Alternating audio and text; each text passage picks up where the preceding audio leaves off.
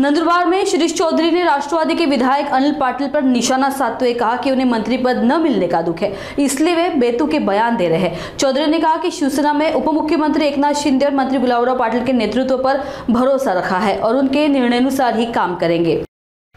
मी प्रथम दीपावलीच्या आपल्या सगळ्यांना शुभेच्छा देतो आणि काल जे आमदारांनी बेतल वक्तव्य केलं, कारण त्यांना या वक्तव्याचा कुठलाही अधिकार आहेत नाही, ते त्यांच्या पक्षाचे आहेत आणि शिवसेना ही माननीय एकनाथ शिंदे साहेबांच्या नेतृत्वावर आम्ही तिथं आलेलो आहे।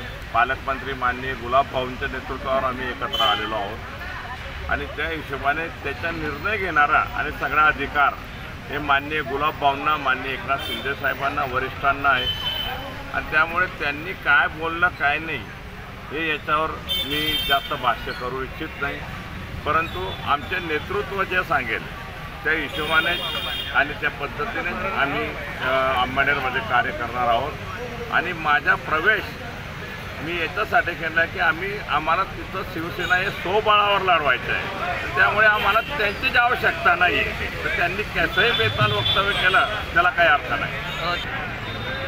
त्यांनी हे वक्तव्य केलं याचा अर्थ त्यांच्या मनामध्ये परिणाम मोठा आहे ना। आज विचार केला तर अंबानेर नगरपालिकेमध्ये त्यांचा एकही नगरसेवक नाही आहे। शिरीष चौधरी मित्र परिवाराचे हे 12 नगरसेवक आहेत आणि माजी आमदार साहेबराव धोंडू यांचे नगरसेवक आहेत। अनिल भाईदास यांचा एकही नगरसेवक नाही आहे, एकही नगरसेवक ते निवडू शकत नाही। तर त्यामुळे त्यांनी हे बेताल वक्तव्य केलं आहे। आता ॲक्सिडेंट झालेला आहे त्यांना, की ॲक्सिडेंटमध्ये ते निवडून आले म्हणून ते आता बेताल झालेले आहेत, कारण त्यांना मंत्रिपद मिळालं नाही, त्यामुळे ते हयाल झालेले आहेत। त्यामुळे ते कुठेही काय बोलतात, त्यांच्या बोलण्यावर आम्ही अर्थ घेतो। नगरपालिकेची निवडणूक आम्ही तो स्वबळावर लढवणार हे आमचं निश्चित आहे। जिल्हा परिषदची निवडणूक आहे ती माननीय एकनाथ शिंदे साहेब, माननीय गुलाबभाऊ यांच्या नेतृत्वावर ते ज्या पद्धतीने आम्हाला सांगतील आम्ही स्वबळावर पण तयारी आहोत, परंतु त्या पद्धतीने सांगतील त्यांच्या नेतृत्वावर आम्ही लढवणार।